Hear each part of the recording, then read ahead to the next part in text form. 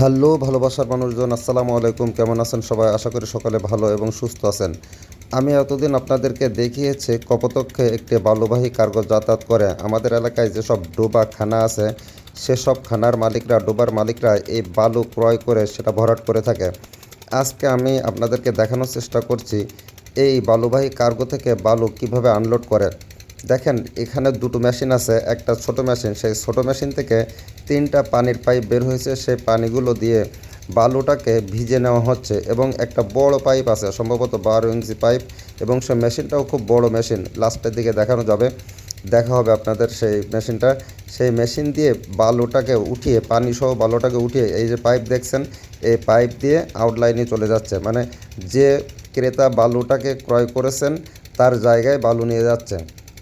তো এই বালুগুলো সব শুকনা থাকে।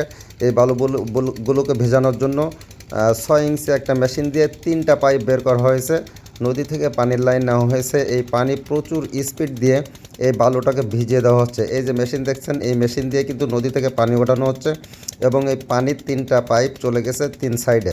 তিনজন মানুষ সেই তিনটা পাইপ দিয়ে বালুগুলো ভিজিয়ে দিচ্ছে এবং বালু যখন পানিতে ভিজে যাচ্ছে তখন ওই 12 ইঞ্চি মোটা পাইপ দিয়ে বালুটাকে আউটপুটে বের করে দেওয়া হচ্ছে।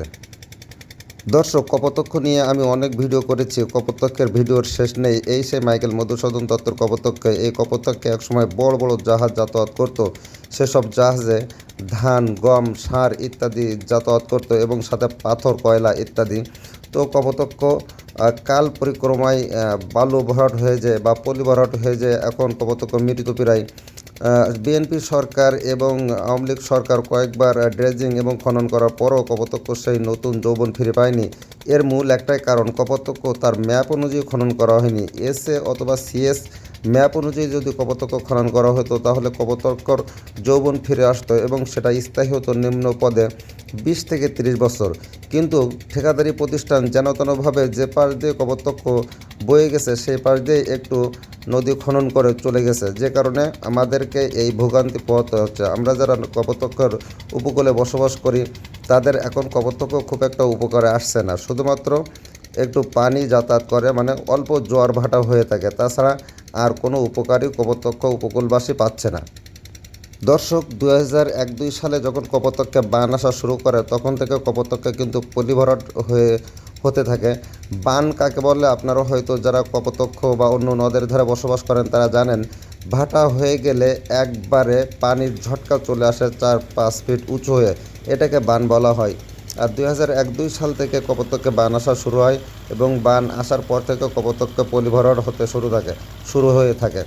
2004-5 সালে জামাত বিএনপি সরকার একবার ড্রেজিং করেছিল এবং 2012-13 সালে সম্ভবত আওয়ামী লীগ সরকার নদী খনন করেছিল। নদী সম্পূর্ণটা শেষে নদী খনন করেছিল, কিন্তু ওই সময় যদি সিএস অথবা এসএ ম্যাপ অনুযায়ী খনন করা হতো তাহলে কপোতাক্ষর আজ এই দুর্দশা আমাদেরকে দেখতে হতো না। দর্শক, সর্বশেষ কপোতাক্ষ উপকূলে যারা বসবাস করে তাদের দাবি বা তাদের আশা, যদি কখনও কপোতাক্ষ আবার খনন করা হয় তাহলে কর্তৃপক্ষ যারা আছে, দায়িত্বশীল যারা আছে, তারা কপোতাক্ষকে সিএস অথবা এসএ ম্যাপ অনুযায়ী খনন করবে এবং কপোতাক্ষ তার পুরাতন যৌবনে ফিরে যাবে। কপোতাক্ষের ভিতরে যেসব বাঘগুলো চলে এসেছে এসব বাঘগুলো কেটে যদি সোজা করে দেওয়া হয় তাহলে কপোতাক্ষ আবার অন্তত 25 থেকে 30 বছর তার পুরাতন যৌবন ফিরে পাবে। সকলে ভালো থাকবেন, সুস্থ থাকবেন। আল্লাহ হাফেজ।